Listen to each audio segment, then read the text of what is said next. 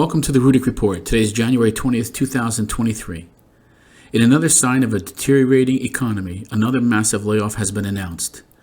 Google said on Friday that it will be laying off 12,000 people from its workforce, adding to the slew of major U.S. tech companies cutting jobs amid fears of an oncoming recession.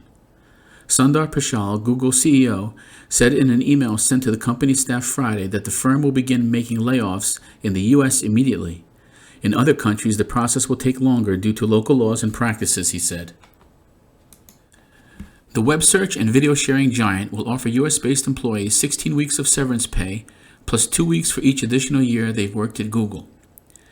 Tech companies are facing a variety of challenges at the moment, rising interest rates and inflation over the past year that have clobbered technology shares and forced advertisers to cut back on online spending. And let's not forget the government is no longer supplementing the workers' pay as the COVID money has run out from the Employee Retention Program as well. Hikes to interest rates from U.S. Federal Reserve have led to souring appetite for American tech shares. The gloomy macroeconomic climate has in turn piled pressure on those companies to make deep cuts to their workforces. On Wednesday, Amazon began a fresh wave of job cuts affecting over 18,000 people. And that same day, Microsoft announced plans to lay off 10,000 workers. Twitter, under the leadership of Elon Musk, has also made reductions, slashing over half the company's headcount since taking over as CEO late last year. The layoff move from Google Friday comes after CNBC reported Wednesday that the firm was deferring a portion of employees' year-end bonus checks until March or April instead of January. Here is the memo sent out to employees. Googlers, I have some difficult news to share. We've decided to reduce our workforce by approximately 12,000 roles. We've already sent a separate email to employees in the U.S. who are affected. In other countries, this process will take longer due to local laws and practices. This will mean saying goodbye to some incredibly talented people we worked hard to hire and have loved working with. I'm deeply sorry for that. The fact that these changes will impact the lives of Googlers weighs heavy on me, and I take full responsibility for the decisions that led us here. Over the past 2 years, we've seen periods of dramatic growth. To match and fuel that growth, we hired for a different economic reality than the one we face today. I am confident about the huge opportunity in front of us thanks to the strength of our mission, the value of our products and services, and our early investments in AI. To fully capture it, we'll need to make tough choices. So we've undertaken a rigorous review across product areas and functions to ensure that our people and roles are aligned with our highest priorities as a company.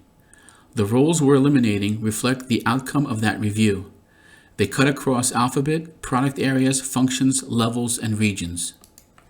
To the Googlers who are leaving us, thank you for working so hard to help people and businesses everywhere. Your contributions have been invaluable, and we are grateful for them. While this transition won't be easy, we're going to support employees as they look for their next opportunity. In the United States, we'll pay employees during the full notification period, a minimum of 60 days. We'll also offer a severance package starting at 16 weeks salary, plus 2 weeks for every additional year at Google, and accelerate at least 16 weeks of GSU vesting. We'll pay 2022 bonuses and remaining vacation time. We'll be offering 6 months of healthcare, job placement services, and immigration support to those affected. And outside the United States, we'll support employees in line with local practices. As an almost 25-year-old company, we're bound to go through difficult economic cycles. These are important moments to sharpen our focus, re-engineer our cost base, and direct our talent and capital to our highest priorities. Being constrained in some areas allows us to bet big on others. Pivoting the company to be AI first years ago led to groundbreaking advances across our businesses and the whole industry. Thanks to those early investments, Google's products are better than ever, and we're getting ready to share some entirely new experiences for users, developers, and businesses too. We have a substantial opportunity in front of us with AI across our products and are prepared to approach it boldly and responsibly. All this work is a continuation of the healthy disregard for the impossible that's been core to our culture from the beginning. When I looked around Google today, I see that same spirit and energy driving our efforts. That's why I remain optimistic about our ability to deliver on our mission. Even on our toughest days, today is certainly one of them. I am sure many of you have questions about how we'll move forward. We'll be organizing a town hall on Monday. Check your calendar for details, and until then, please take good care of yourselves as you absorb this difficult news. As part of that, if you are just starting your workday, please feel free to work from home. Sundar. This is just another sign of a deteriorating economy. Also, it's an indicator that AI is eliminating jobs, as referenced in Sundar's email. They throw around these numbers like it's no big deal, and what happens is people become desensitized to them. So that when they hear a company is laying off 500 people, they say, oh, well, that's no big deal. It's just a spit in a bucket. But these layoffs have huge implications for families and other businesses. It could mean bankruptcy for some, losing their homes or apartments, having to turn in a car, cutting back on things like the internet or cable TV, or just simply taking the family out for pizza or something, or even cutting their phone service to save money for necessities. This in turn affects other businesses.